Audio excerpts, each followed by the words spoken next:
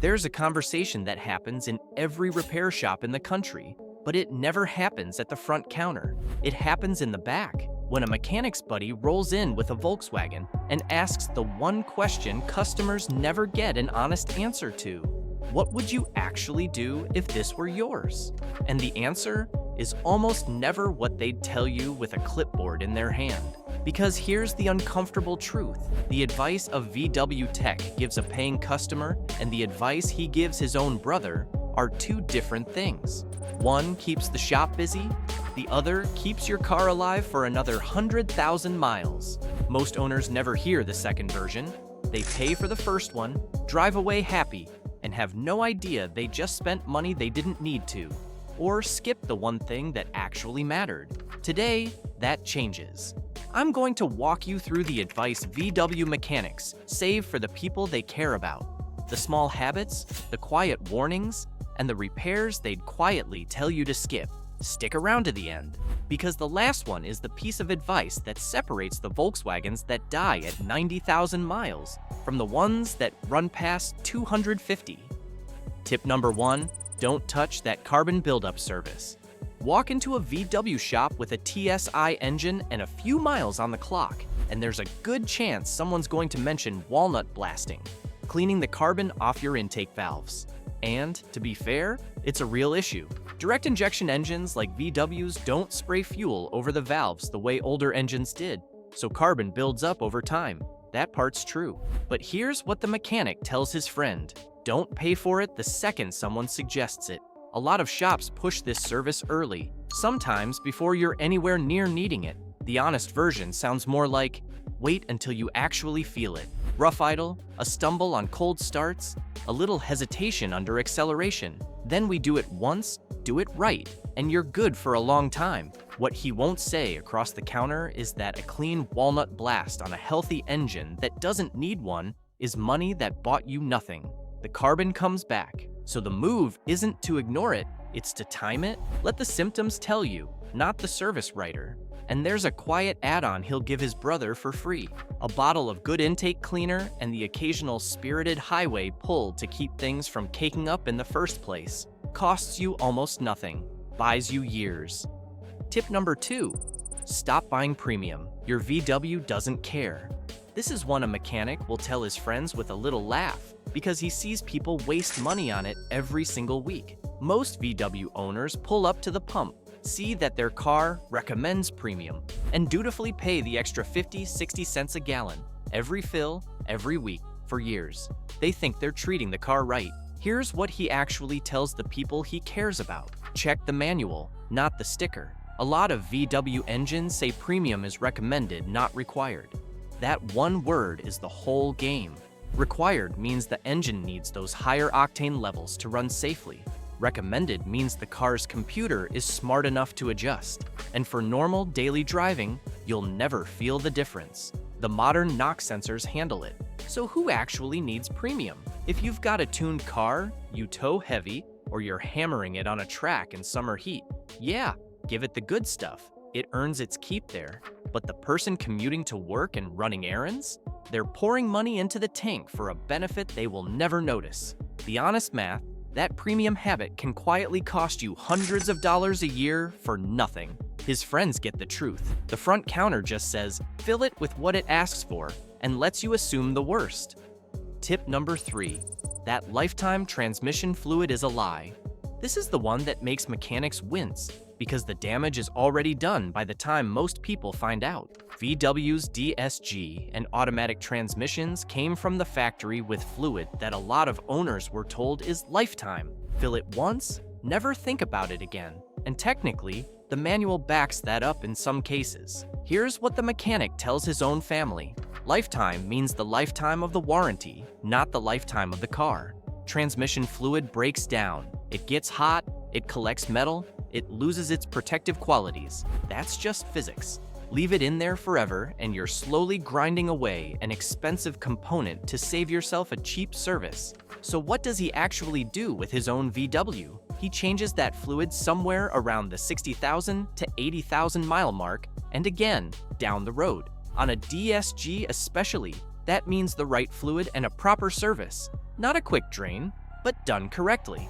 It's a few $100s. The transmission it protects is a several $1,000 repair when it goes. And here's the quiet part. A lot of front counters won't bring this up at all, because lifetime fluid is right there in the book, and it's not their job to argue with it.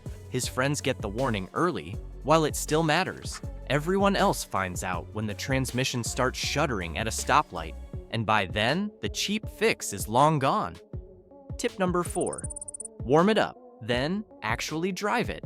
This one sounds almost too simple to matter, which is exactly why mechanics don't bother explaining it to customers. But they'll absolutely drill it into a friend who just bought a VW. There are 2 halves to it, and people get both wrong. First half, that turbocharged engine under your hood needs a minute, not a 10-minute idle in the driveway, just 30 seconds to a minute after a cold start before you ask anything of it. Cold oil is thick, and the turbo and bearings are the first things starving for it. Pull out hard on a cold engine, and you're putting wear on the most expensive parts before the oil even gets where it needs to go. The mechanics version: start it, give it a beat, drive gently for the first few minutes until the temp needle lifts off cold, then it's yours. Second half, and this is the part nobody hears. Once it's warm, use it. VW's turbo engines are built to run, not to be babied at 1,500 revolutions per minute forever. The owners who only ever put around gently are the same ones who get carbon buildup, clogged systems, and a turbo that never gets to clear itself out. A regular highway run where you let it stretch its legs actually keeps the engine healthy. So the honest advice is a contradiction that makes perfect sense once you hear it. Be gentle when it's cold, then don't be precious with it when it's warm. Baby it at the wrong time and you're hurting it. The mechanic knows the difference. Now you do too. Tip number 5, fix the small leak today. I'm begging you. Every mechanic has the same story, and it's the one they tell friends as a warning. Someone comes in, points at a little spot on the driveway and says, "It's barely anything, I'll deal with it later." The mechanic nods at the counter, but if it's his buddy's car, he grabs them by the shoulder. Don't wait on this one. Here's why VW owners specifically need to hear it. These engines have a handful of known weak spots. Things like the water pump, certain gaskets, and oil seals that tend to weep as the miles add up. On their own, caught early, they're routine. A water pump is a manageable job. A valve cover gasket is a manageable job. The parts are cheap and the fix is straightforward when it's just a small leak. The problem is what a small leak becomes. That little drip of coolant means the system is slowly losing its ability to keep the engine cool. And on a turbocharged VW, heat is the enemy that kills everything. That weeping oil seal that costs a little now becomes a major oil starvation problem later. The cheap leak today is the catastrophic overheat or the wiped out engine 6 months from now. Same part, wildly different bill. So the advice he saves for the people he cares about is brutally simple. When a VW shows you a small leak, it's not asking for patience, it's giving you a head start. Take it. The owners who do spend a little and move on. The ones who wait turn a weekend repair into a tow truck and a 4-figure invoice. Tip number 6, find one good indie VW specialist before you need one. It's the piece of advice a mechanic gives the people he genuinely cares about, because it's the one that quietly decides everything else. It's not about a part or a fluid or a habit, it's about who touches your car. Here's the truth they won't say at a dealership counter for obvious reasons. The dealer isn't your only option, and for an out-of-warranty VW, it's often the most expensive one by a wide margin. What the mechanic tells his friends is this: go find one good independent VW or German car specialist before something breaks. Not in a panic, not when you're stranded, now, while it's calm. Why does this matter so much? Because a specialist who knows VWs knows the patterns. They know which years had which weak spots. They know the carbon buildup timing. They know lifetime fluid isn't lifetime. They know the small leaks that turn into big ones. Everything we just talked about. They catch the cheap problem before it becomes the expensive one. A general shop that sees a VW once a month is guessing. A specialist has seen your exact issue 100 times. And there's a relationship in it too. When a shop knows you and knows your car, you stop getting the clipboard treatment and start getting the honest version. The same honest version a mechanic gives his own friends. That's the whole secret of this video. That advice exists. It's real. The only thing standing between you and it is finding the person willing to give it to you straight. So that's the one that separates the Volkswagens that die at 90,000 miles from the ones that run past 250. It's not luck, and it's not even the car. It's an owner who timed the services right, fixed the small things early, drove it the way it was built to be driven, and had one good mechanic in their corner who treated them like a friend instead of a customer. Tip number 7. Stop slamming the door on your own electronics. Here's a small one that mechanics never mention to customers because it sounds too trivial to charge for, but they'll quietly correct a friend the first time they see them do it. The way you treat your VW when the engine's off matters more than people think. Modern Volkswagens are rolling computers. There's a control module for what feels like everything, and that whole network leans hard on one thing: a healthy battery and a clean electrical system. The mechanic's friends learn the habits that keep all of it happy. Don't sit with the ignition in accessory mode, running the radio and screen for an hour. You're draining a battery the car's electronics absolutely depend on. Short trip after short trip, where the battery never fully recharges, is the quiet killer of VW electrical gremlins. Random warning lights, glitchy infotainment, modules acting possessed. And here's the part he says with a grin: half the mystery electrical problems that get cars towed in are really just a weak or dying battery confusing the whole system. Before you panic about some expensive module failure, the honest first move is almost always the simplest.